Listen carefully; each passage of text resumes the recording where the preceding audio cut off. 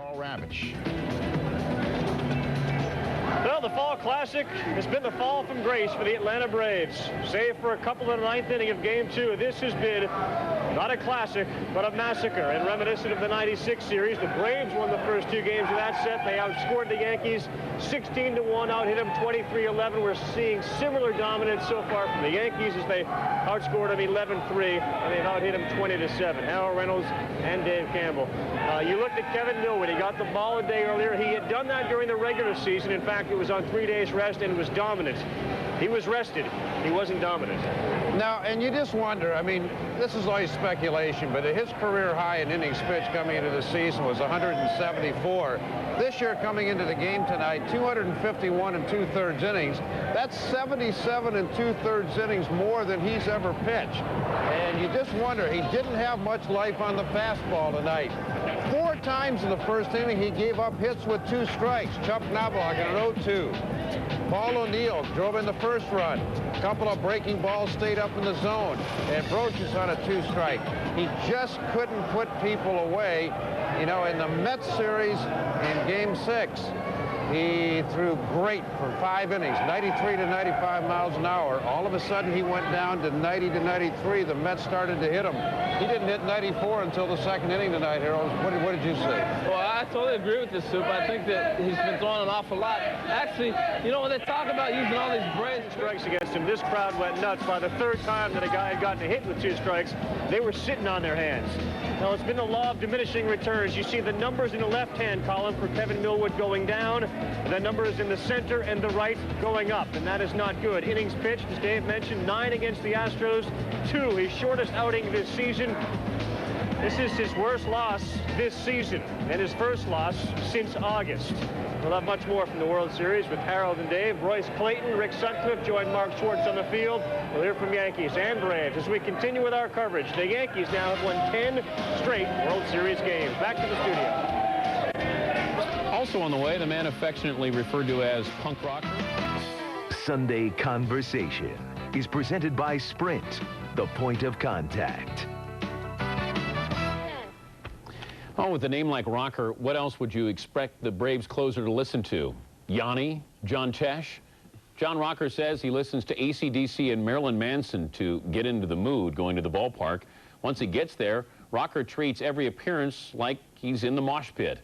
In the Sunday Conversation, Rocker talks to Jeremy Schaap about immaturity, the difference between Georgia and New York, and having a football approach to baseball. This is it. This is the World Series. Could you have imagined this back in the spring? No way.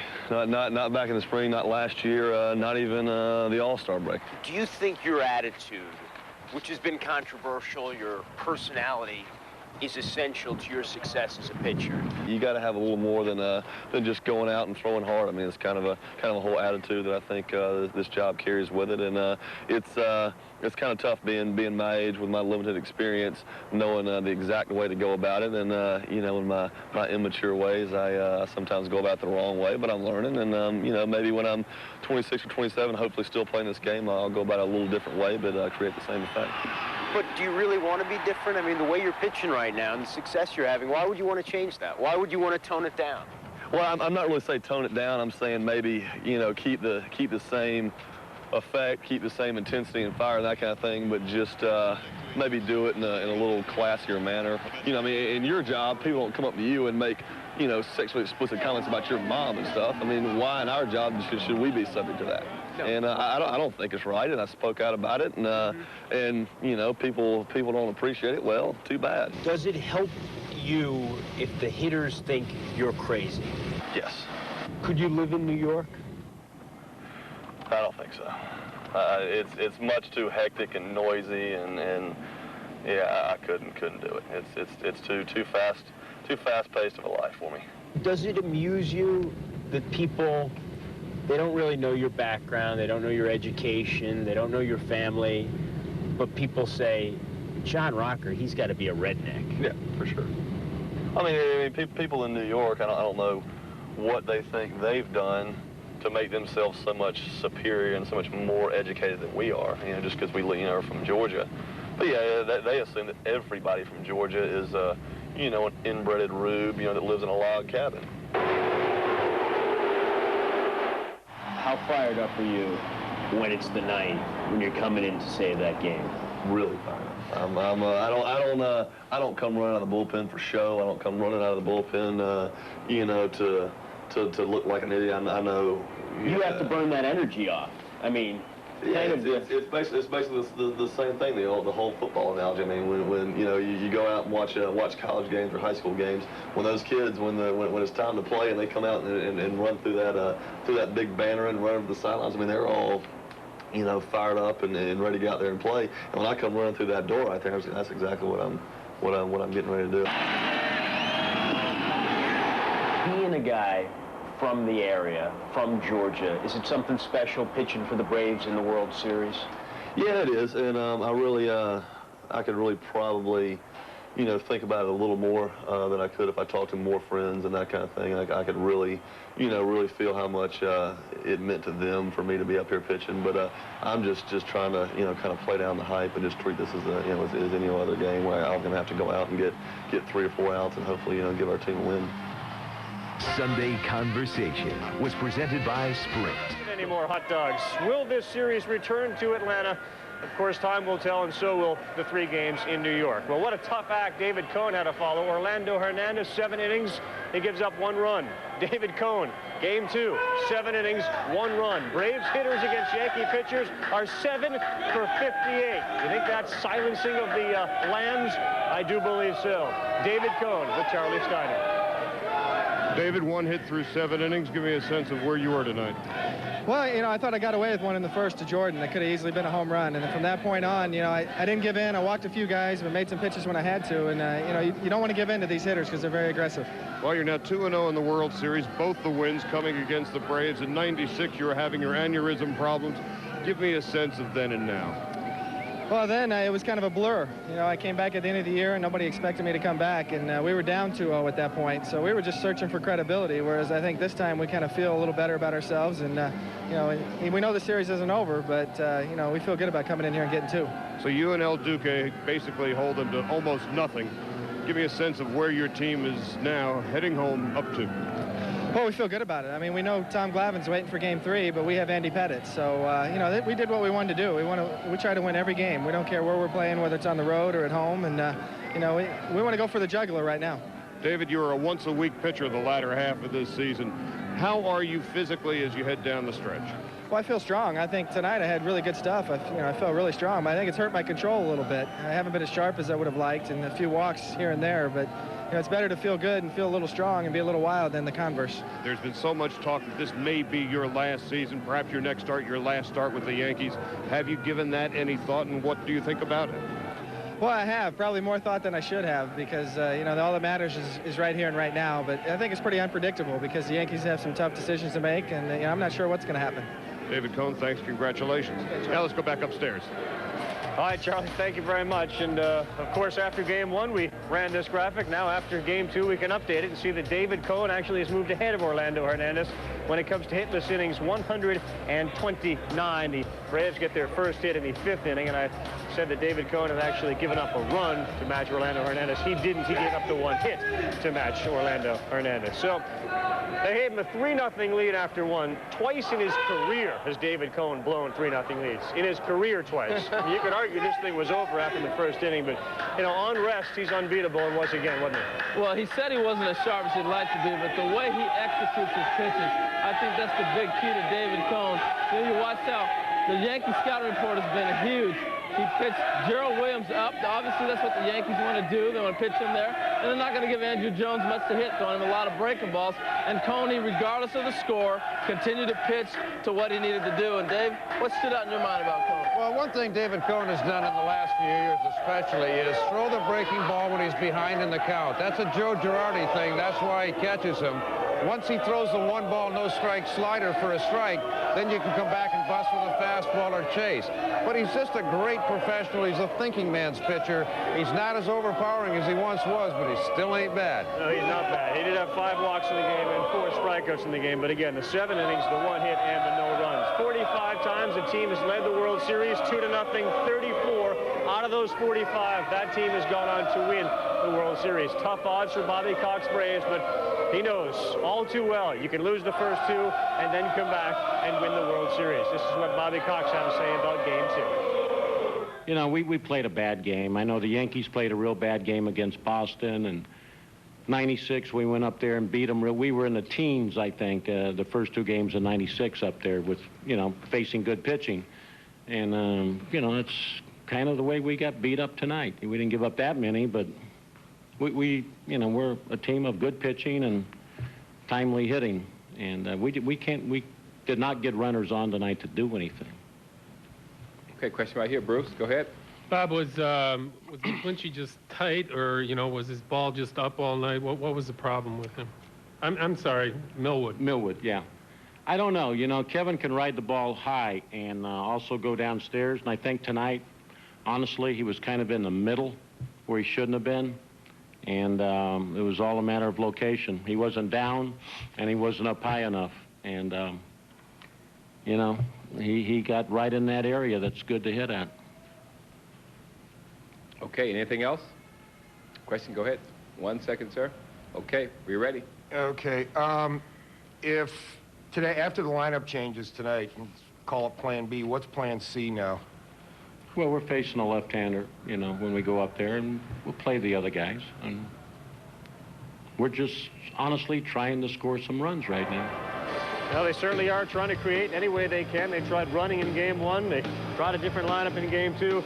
It has not worked. So here you see the reversal of fortune. 2 wins for the Braves in 96, 2 for the Yankees now in 1999. The batting average, fairly similar.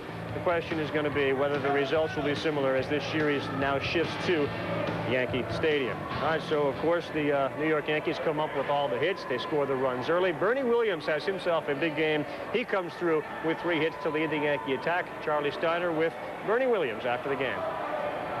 Bernie, 3 hits tonight. You had such a long, languishing postseason last year. Must be awfully gratifying to come up big tonight. Yeah, it was great, you know, to come out here and have a night like I did. But still, we got a lot of work ahead of us, you know.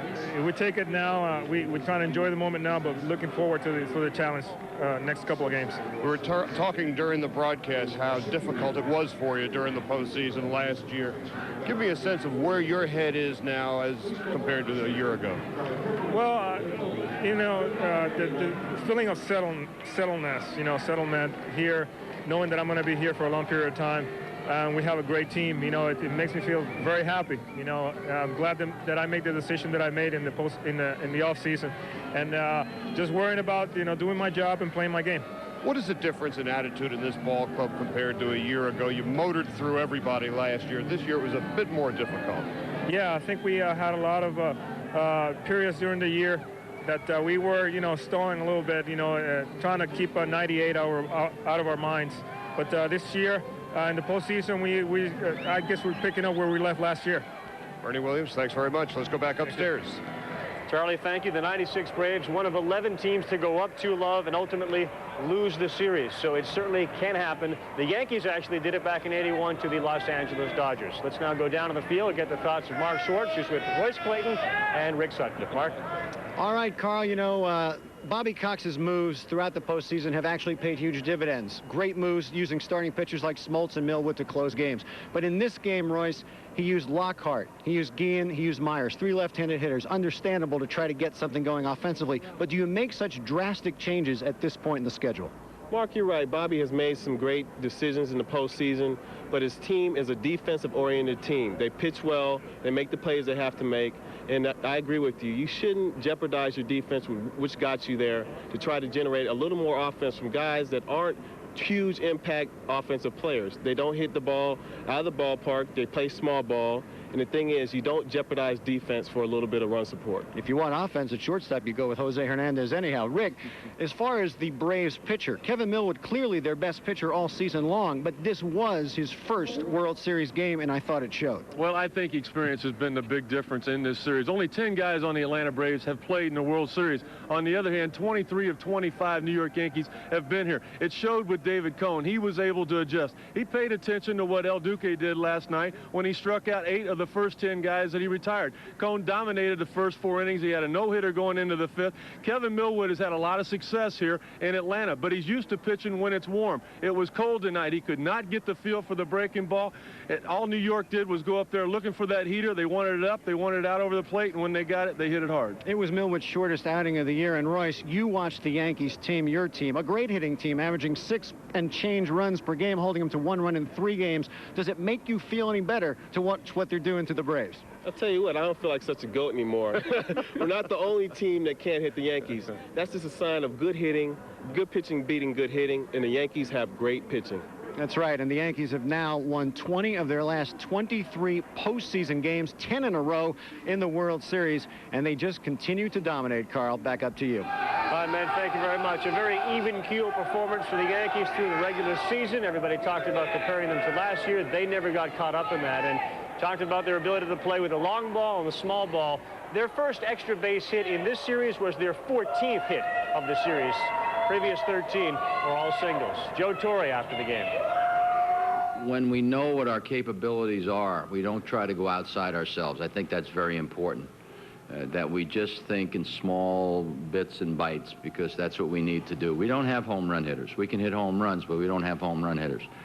And the pitching pretty much sets the tone for what we do, and David Cone was terrific tonight. I didn't worry about him tonight. Last time out against Boston, he hadn't pitched in about 12 days. Tonight it was 8 or 9.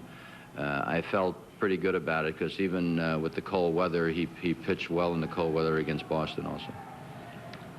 Mel, 1 second. What was working best for him, Joe? What was working best, Mel, was pretty much everything. You know, he walks the tightrope every once in a while. I was kidding with Mel in the middle innings. I said, then why don't you just start when the stretch? Because he got the man on base, and then he seemed to pitch well out of the stretch. It looked like he had better rhythm out of the stretch than he did winding up, because there are a lot of little parts to his wind-up with the dipsy-doodle and the spinning around and stuff like that. But his splitter was good tonight. He threw some good splitters to Klesko.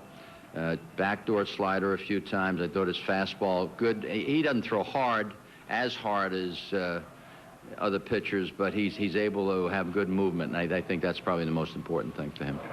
Well, certainly important for the fans leaving Turner Field. The question, will this series return? Tom Glavine, he will go in Game 3. He was the loser in Game 3 back in '96. More later on the show.